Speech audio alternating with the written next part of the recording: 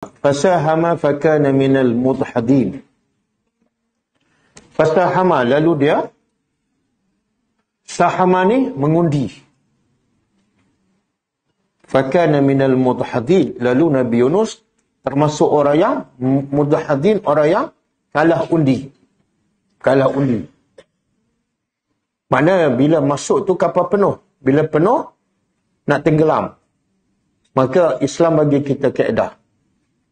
Daripada tenggelam semua, baik 2-3 orang dicampak. Boleh faham? Mana lebih baik? Kalau tak dicampak 2-3 orang, akan tenggelam semua sekali. Daripada campak 3 orang, majoriti selamat. Yang mana lebih baik? Kaedah apa tu? Dia panggil? Ambil yang kurang mudarat. Dua-dua mudarat. 3 orang kena campak, mudarat.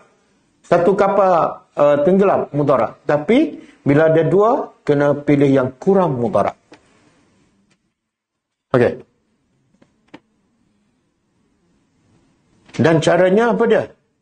Tak boleh pilih. Kamu tak boleh. Orang tak akan puas hati. Tak adil kan? Caranya apa? Mengundi.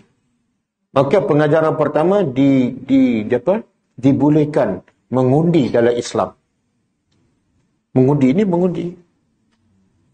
Boleh mengundi ya. Dan Nabi pun bila Nabi nak keluar berperang, Nabi nak bawa isteri yang mana? Caranya apa? Undi.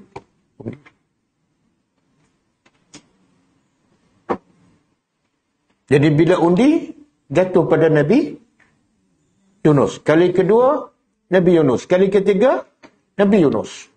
Berapa orang yang dicampak ni? Berapa orang? Seorang ke lebih daripada seorang? Mana tahu? Kalau kita faham ayat Quran, kita tahu bukan seorang. Siapa yang kata seorang, dia tak faham Quran. Maka dia adalah minal mudhadin. Dia, Nabi Nuh daripada orang-orang yang bukan seorang. Cuma, kalau 3 orang dicampak, yang seorang dia selamat, Nabi Yunus. Yang lain mati. Kenapa Nabi Yunus selamat, yang lain mati? Sebab Nabi Yunus misinya belum selesai. Ada peranan dia. Okey.